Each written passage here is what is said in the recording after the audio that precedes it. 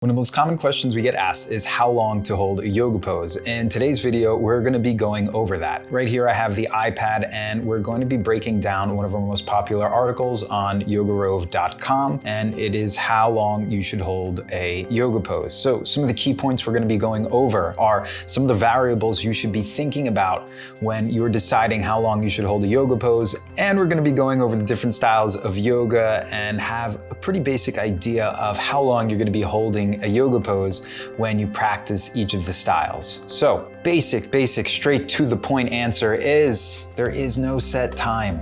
Okay, especially when it comes to your personal practice. Just to give you an idea of a typical held time, it's usually going to range from 1 to 2 breaths to 5 minutes, depending on the style of yoga and depending on the different variables we're going to be going over. Now, when I think of a breath, I usually think of about 10 seconds per breath. So when you're inhaling on the count of 4, there's a brief pause. And when you're exhaling on the count of 4, there's a brief pause. So around 8 to 10 seconds will usually be a breath. Depending on the type and focus of your yoga practice will often determine the amount of time you're going to spend in each of the postures. So before you practice, here are some factors that determine the duration you hold a yoga pose. So these are the variables you're going to be thinking about when you practice. The first one we have here is, do you have any injuries? Okay, very important. I also wrote this before we started recording this. Pain equals destruction.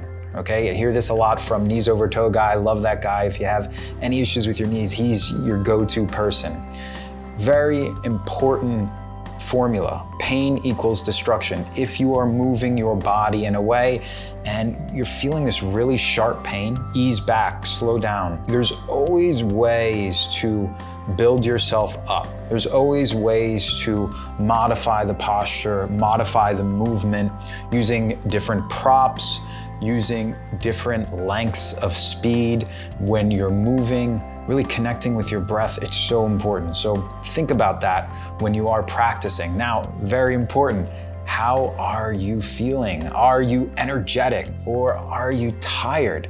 This will often determine how long you're going to hold your yoga postures when you're practicing your sequence, okay?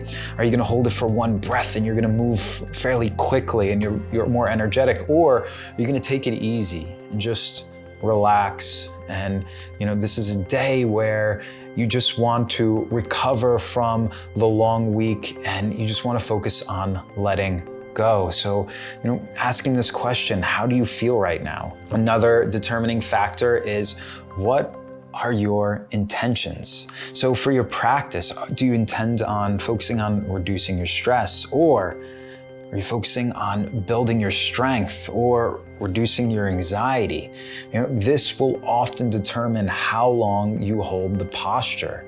Okay, if you're focusing on really developing that muscular strength in your upper body, yes, you could do both things. You can move quickly in and out of the postures from plank to chaturanga to down dog, or are you really focusing on that endurance in your muscles when you are in plank or chair pose? You're just holding it for that duration of time. Now, another one is, how much time do you have? Okay, if today is a day where you only have 10 minutes, you're not going to be holding a pose for 5 minutes. You'll only be able to get into movements. But even if that is your goal, if that is your intention, that is absolutely fine. That is absolutely perfect, because it is your practice. You're going to focus on what works for you. Especially with all our beginner students, we always advocate for them to just get on the mat, even if it's for 1 minute.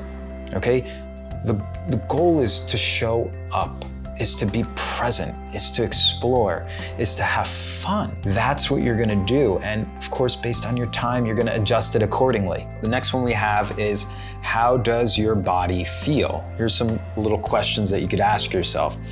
How tight are your hips, your legs, your shoulders and your back? Or do you need to challenge yourself? If there's a specific area of your body that you need to focus on a little bit more, I know for me personally, it's the hips. When I focus on opening up my hips, when I focus on just moving them and being more mobile, I feel so much better in my own body.